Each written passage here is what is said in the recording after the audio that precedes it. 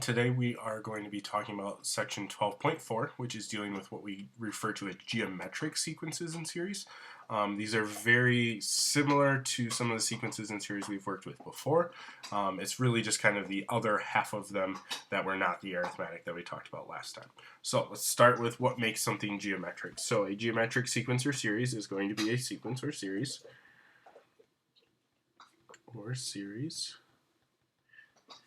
in which the ratio of successive terms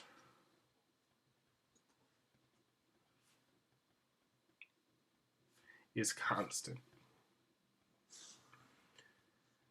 Okay, these are going to be what we refer to as our exponentials, or you can think of it as our multiplication or division pattern. So last week we talked about addition and subtraction. Those were our arithmetic patterns. Now we're going to be looking at geometric, which is multiplication and division. Okay. When we do this, we then talk about the common ratio. The common ratio is going to be what we refer to as R. And R is the ratio of any two successive terms. So the ratio of two terms. And this is found by division or dividing terms. So if I want to figure out what R is, I'm going to figure out what the pattern is, or I'm going to simply divide those terms. Okay. A geometric sequence can be thought of as an exponential function. So we're going to get exponents as our variables, with sequential natural numbers as its domain. So I'm only plugging in positive whole numbers. I'm not going to plug in anything else. Okay. First type of question is we want to determine whether each sequence could be geometric or arithmetic. So we actually are bringing in what we talked about last week. So just quick here, geometric is addition or multiplication or division. Arithmetic is subtracting. So adding or subtracting or multiplication or division. If it fits one of those two, then it's these. If it's not, we'll say neither. Okay. If it is possible, we need to find the common ratio or difference. Again, ratio goes with geometric, and difference goes with arithmetic. Okay. So we have to make sure we answer that if we say one of those two things. So let's start with the first one. I have 180, 90, 60, and 15. Seems like there's definitely a pattern there. Let's go see if we can find it. We'll start with adding and subtracting. I would need to subtract 90 on the first one. I'm only subtracting 30 on the next one. So that one does not work. Next one, I'm going to actually think of all of these as multiplying. So what would I need to multiply 180 by? I would have to multiply by 1/2. You might think of it as dividing by 2, but we're going to say multiplying by 1/2. But that multiplication isn't going to get me from 90 to 60. That would get me to 45. So that one doesn't work either. So neither of my patterns worked here. So what we're going to say is we're just going to say neither. And because I said neither, I don't have to answer the ratio or the difference because it doesn't have either one of those. Okay, let's go to part B. How do I go from a 5 to a 1? Well, there I'm multiplying, looks like 1/5. We'll see if that continues. It does go to the next one as well, and it will to the next one as well. Okay, let me quickly show you here what we could do if we weren't sure how to get those. On my calculator, if I wanted to, I always take the second one and I divide it by the first. So I do 1 divided by 5 is 0.2. Then I do 0.2 divided by 1. Because that's my third term divided by my second. I can do the fourth divided by the third. So 0.04 divided by 0.2 is still 0.2. I get that same 0.2 or 1/5 for every one. Okay, so this one is going to be geometric because I have that multiplication pattern. Because it's geometric, I need to give the ratio. Well, the ratio is that pattern that I just found. So it is 1/5. Then we go to the next one. I have 1.7 to 1.3. Division or multiplication there is not going to be very easy, so we're going to skip that one for a second. Let's try adding and subtracting. We need to subtract 0.4, which works for the next one and the next one as well. So I'm definitely subtracting 0.4. That's going to be arithmetic. And with that arithmetic, then I need to give the difference. The difference is the negative 0.4, and I need the negative to make sure it goes down. Let's look at the next one here, D. This one's going to be a little bit trickier. I have ones on top, and then I have all these numbers going on the bottom. So for this fraction, I'm going to think of the ones on top. To keep them ones, I really just need to multiply by 1. And then to go from a 4 to a 12, well, that's a 3. So I'm going to think of a 1/3 in the middle there. Same thing for the next one and the next one. I need a 1/3 to get that bottom number to go up to the next one. Okay, so This one is going to be a geometric because, again, I'm multiplying by that 1/3 every time. So my ratio is simply 1/3. Okay, and just quick note here, geometrics don't always have to be fractions. They could be whole numbers as well. These two just happen to be going down. Okay, last one here is E. To go from a 50 to a 32 is not easy to do with multiplication, so we'll think of it with addition first. That would be adding 18. But to go from 32 to 18, I would have to add 14 and then 10 from negative 18 to 8. So that one doesn't work. We're going to say neither on that one as well. Okay. Next thing we need to talk about, move up here so you can see this, is our general rule for a geometric sequence. So our general rule, just like we talked about last week, is for missing terms. So anytime I ask you for a missing term of sorts, we are going to be talking about the geometric general rule. Okay. For this one, the formula is slightly different, but the pieces that we're going to use should all look familiar again. A sub n is going to be some sort of missing term. So this is just some term that we're using. A sub 1 here, that's your first term. It's a little bit hard here, but R is your ratio. N here is the term number that comes back to whatever I use for A sub n or whatever I'm trying to find A sub n for. And then I have a minus 1 there. Okay, now this equation is based on y equals a times b to the power of x, which is what we used for exponentials before. But just like with arithmetic, there's a slight difference to the way we set this up. When we use this version, we had to go back and figure out what was the term that was before the first term to start with, and then our change, and then we put our variable in there. With this one, this minus 1 that's in here means that we're going from the first term now instead of that term that comes before it, which is a little bit easier then because I can just use what I have. I don't have to go backwards anymore. Okay, so we're going to use this one again. And we're going to use that for example 2 here. Example 2 is specifically asking us for the 9th term of the geometric sequence. Okay, so it does have to tell me it's geometric. Geometric tells me I need to use the geometric sequence. And I'm asking for the 9th term, so I'm asking for a sub 9.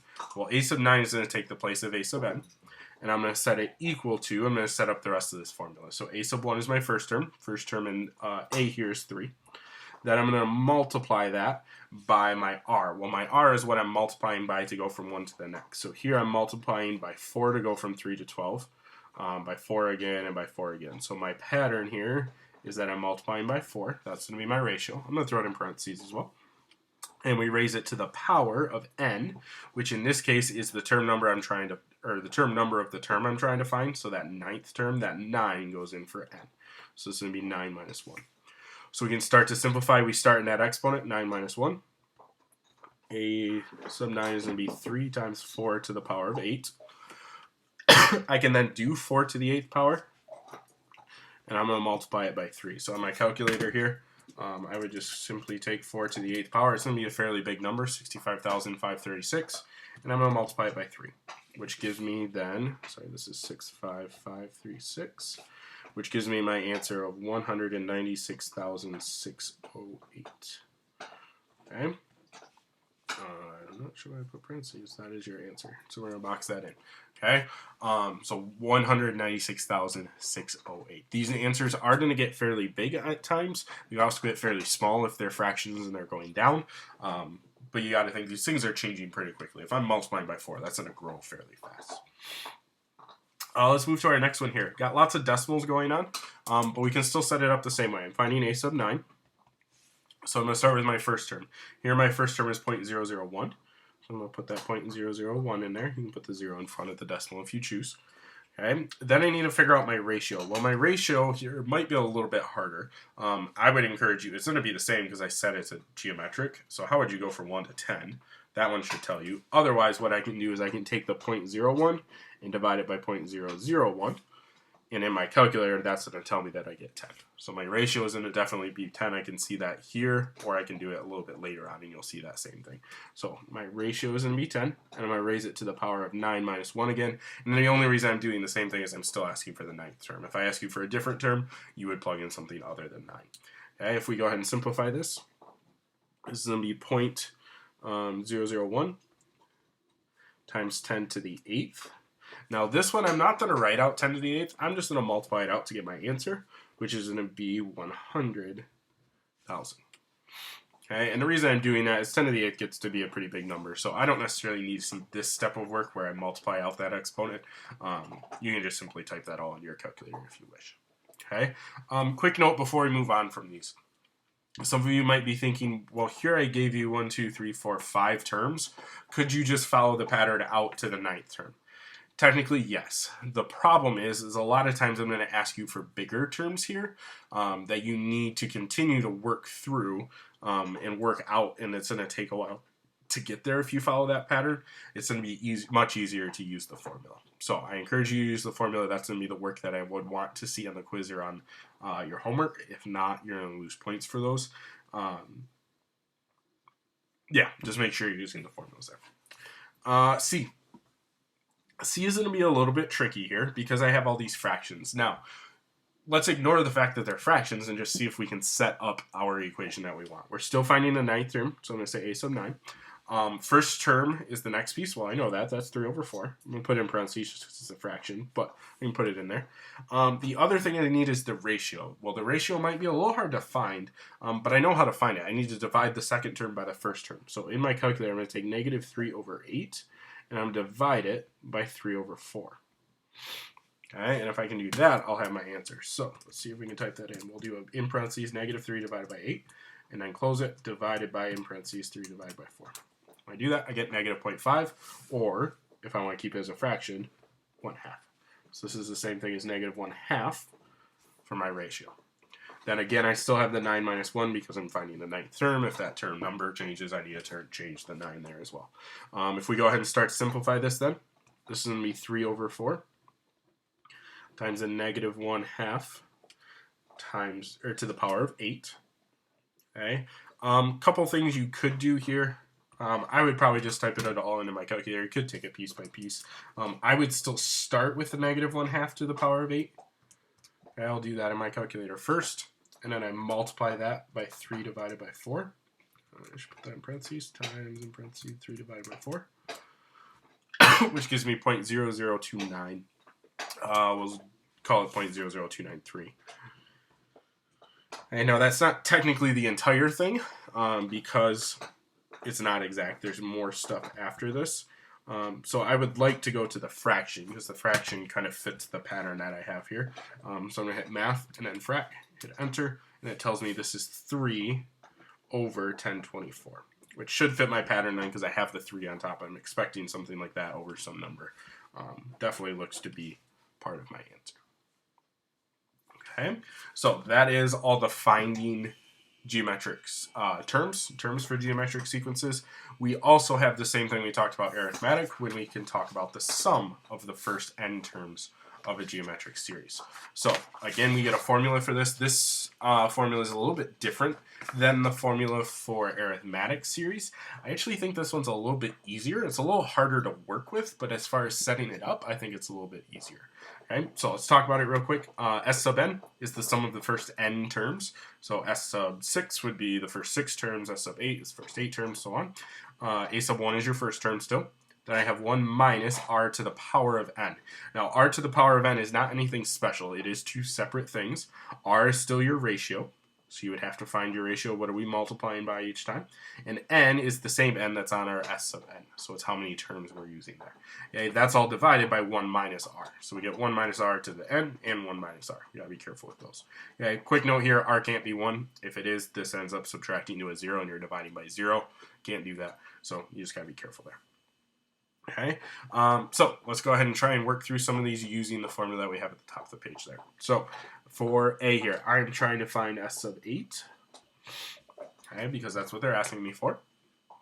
Okay, to set this up then, A sub 1 is going to be my first term, which is just simply 1, and I'm going to multiply it by 1 minus my r. Well, r here is what I'm multiplying by. So if I look here, I'm going from a 1 to a 2 to a 2, and a 2 to a 4, 4 to 8.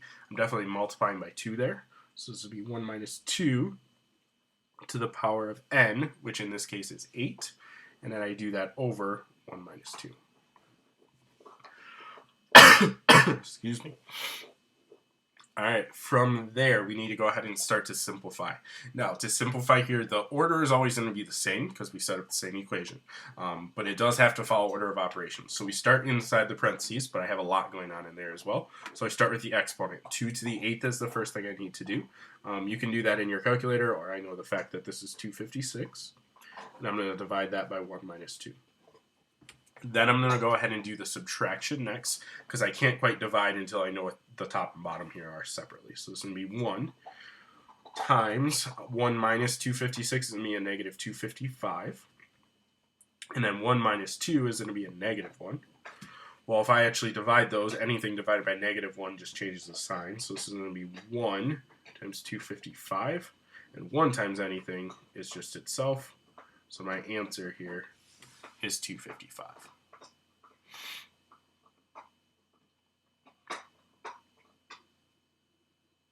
Okay, now let's go ahead and move into the next one here. The next one is going to be the same formula, but it's going to be set up slightly differently because I have this sigma notation. So for B here, I'm going from k equals 1 to 6, so it's going to be the first 6 terms. So I'm finding S sub 6. And I need to start with the first term. Well, to get the first term, don't actually know it, but I can take 1 and I can plug it in here for k.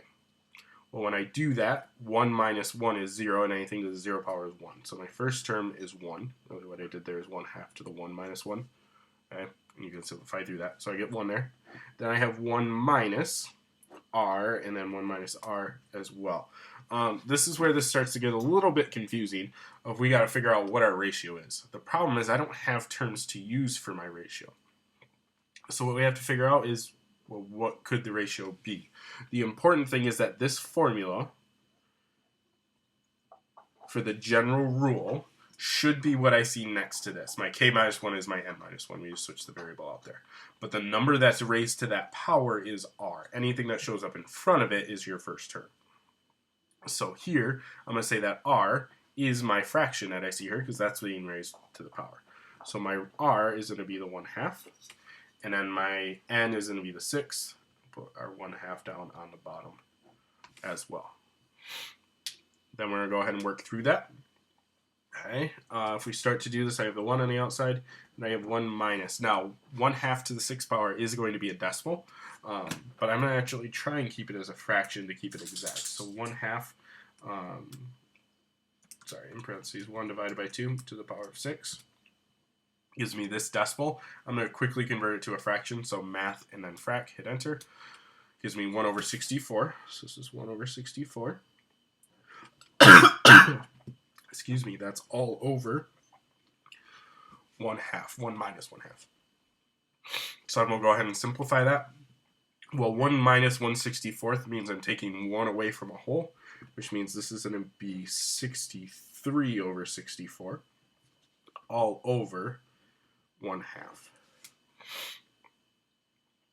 Okay, well from there I can go ahead and divide that out. So in parentheses 63 divided by 64, and I'm dividing that by 1 divided by 2, which gives me this decimal, but I'm going to change it back to a fraction again, which is going to be 63 over 32.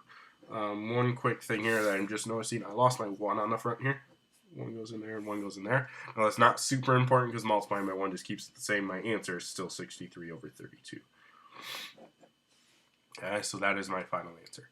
Okay, now, that number out front is not always 1, so you got to be careful and make sure you don't lose it like I just did there. So let's talk about some examples where that doesn't just equal 1 and what that might look like. So for C here, I have S sub 6 is equal to 2 plus 1 plus 1 half plus 1/4.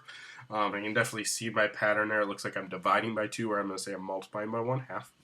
So I'm going to start by finding S sub 6. Okay, I need my first term, which is 2. Then I multiply that by 1 minus a 1 half, raised to the power of the number of terms I'm using. So 6 goes in there. And then I put my 1 minus 1 half on the bottom as well. This one, let me show you what happens if we use decimals on this one. Okay, we'll put the 2 in there. Then this is going to be 1 minus, if I use my decimal here, 0.5 to the power of 6. I get 0.05625. over 1 minus, I'll switch to 0.5 now. And I'm okay using decimals here because of the fact that these decimals end. If this was a repeating decimal, you're not allowed to use it. You need to use the fraction in that case. So I'm allowed to do it because those do end. So let's go ahead and try this. I'll do 1 minus 0.05625, which gives me 0.94375. Alright, I'm going to divide that by 0.5. Because 1 minus 0.5 is 0.5, and I still have my 2 on the front there. We'll go ahead and divide that out. This is going to be 2 times my answer that I already have in here, so 0.94375 divided by 0.5, which is 1.88. Hold on here a second. Hold on. I gotta fix something here a second. If you look back up here, I missed the 1 when I typed it in here. This is 0.015625, which is going to change this number on top. Let me go back and fix that. So 1 minus 0.01155625. Enter is 0.984375. And when I divide that by 0.5, I get, this is here, 1.96875. That matches my answer key I have here as well. Then we multiply that by 2, which gives us 3.9375, which if you want to go to the fraction at this point, you can. That's up to you. It's 63 over 16. Okay, so either decimal or fraction is good in that case. Technically, we could have done that up here in part B, but again, I just want to show you sometimes you will need to work with those fractions if they are not nice decimals, if they don't add. If they're repeating, you have to use the fractions. Okay, let's do one more final one here with sigma notation. I'm going from 1 to 6, so I'm finding some for 6 terms. They're not always 6. Just trying to keep them smaller here so the numbers are workable. This one's a little bit different though, again, because I don't necessarily know my first term. I could plug in 1, which is going to give me 0 as my exponent, so 2 to the 0 is 1, times negative 3 is going to be negative 3. Or I can use the fact that I know this needs to be in the form of a sub 1 times r to the power of n minus 1. Well, now a sub 1 is just whatever's in front of the parentheses, so I know I have a negative 3 there. Then I have 1 minus my r is what's inside the parentheses and raised to the power, so that's the 2. And I'm going to raise it to the power of 6, all divided by 1 minus 2. Then we'll go ahead and simplify that. 2 to the 6 is 64, so this is negative 3 times 1 minus 64 over 1 minus 2. We can simplify that. 1 minus 64 is negative 63, so this is negative 3 times negative 63 all over 1, negative 1. 1 minus 2 is negative 1. Divide that out, gives us a positive 63, so negative 3 times 63 is going to give me my answer, which is negative 189. And there's your answer. Okay, so again, just a quick recap of what we're doing here. Starting on the front side, we're talking about geometric sequences and series, looking for those multiplication patterns, and it is always multiplication, even though we can think of it as division. The r needs to be what we're multiplying by. Then we got our general rule equation, a sub n is equal to a sub 1 times r to the power of n minus 1. That's what we use to find missing terms. And then finally on the back here, your equation to find the sum of anything is this s sub n is equal to a sub 1 times 1 minus r to the n over 1 minus r. Okay, and you can use that, set that up. If you have a sigma notation, be careful, make sure you're using that general rule to figure out what pieces you have. Okay, that does it for geometric sequences and series at this point. If you have questions, shoot me an email, and we'll talk about those and get you all set.